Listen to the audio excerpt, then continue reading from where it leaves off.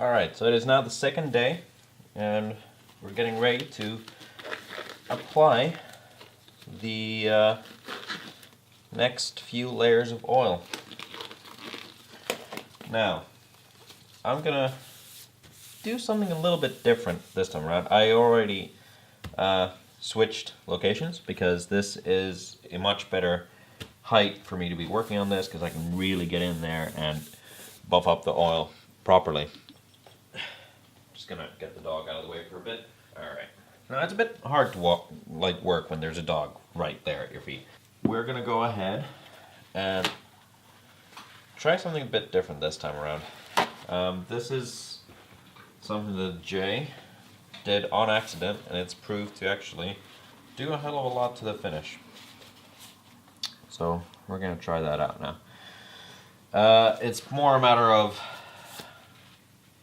applying the oil like a thin coat as you would normally, but then leaving it for, well, I'm not going to leave it for as long as Jay did, but leave it for maybe like 5-10 minutes to let it soak in, and then really go in there and buff everything out.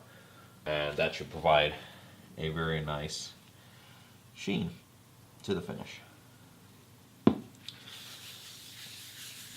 So again, don't need to put on all that much. Rather thin layer is good.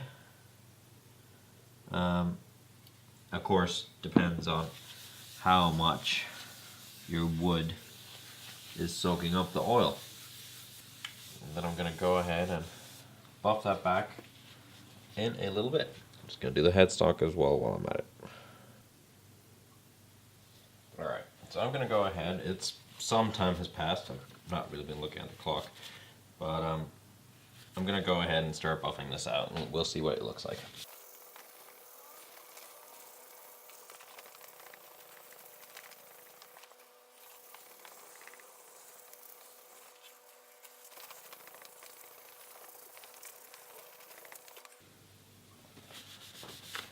Alright, that looks great. So if I do this session, in that way, so the 3 layers that I'm going to be putting on today, so if I do all of them in this way, I'm pretty sure I'll be able to build up a rather nice finish by the end of the day. I'm using my other hand to kind of feel around if it's still tacky, because having the glove on, everything feels a bit tacky because my hand is sweating inside the glove. So did the back plate at the same time. We'll rub that down. Yeah, it's building up nicely. And that's also something that's going to be very important for you to check, that if you do have scratches from sanding and everything like that, you're not going to build up a sheen all that well, because the scratches will make it seem dull. So if you've done your prep work well, and you've done your sanding well enough, you should be in for a much better looking finish.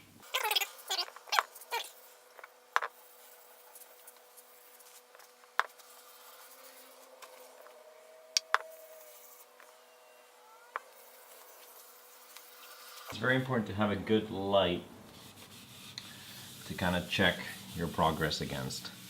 Natural light is always the best. That's why I kind of like working next to the window. While I'm at it, might as well do the neck. Let's buy some more oil. It's starting to run out. Alright, so I'm going to let that cure for a little bit again, and we'll be back in a bit. Alright, now it's time to buff everything back again. I'm going to get a fresh piece of towel. And just to make things easier, I know I started with the sides, but it's kind of hard to kind of do that when I still have a wet neck. So I'm going to start with the neck.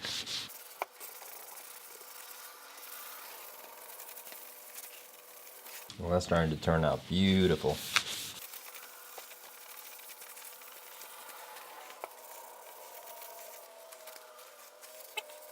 It's very tacky at this point.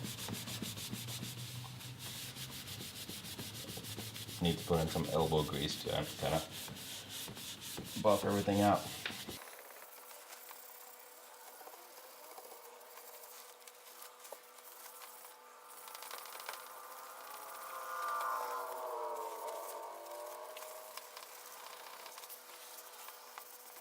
So the whole point here is that when you're buffing is to kind of feel at what point does the tacky feeling go away.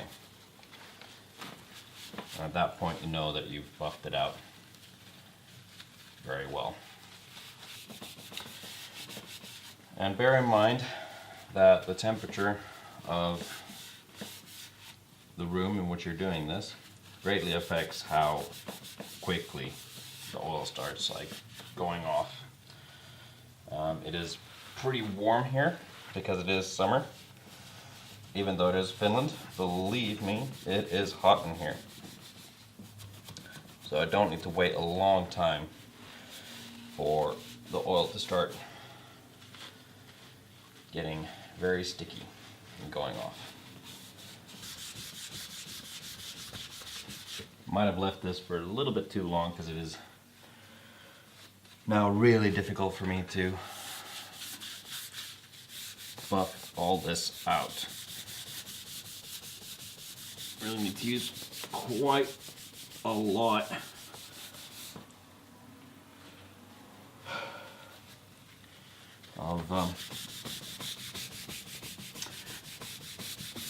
of elbow grease to actually get this buffed out. Good workout though, that's for damn sure. Alright, I'm gonna go grab the next guitar. And this is gonna get the exact same treatment as before. So I'm not gonna really film that, I'm just gonna come back when we're doing the last layer of the day. Okay, so I've now gone ahead and I've done 3 layers on both of these lovely guitars. And I gotta say, looking at them up against the light, they're starting to look real nice.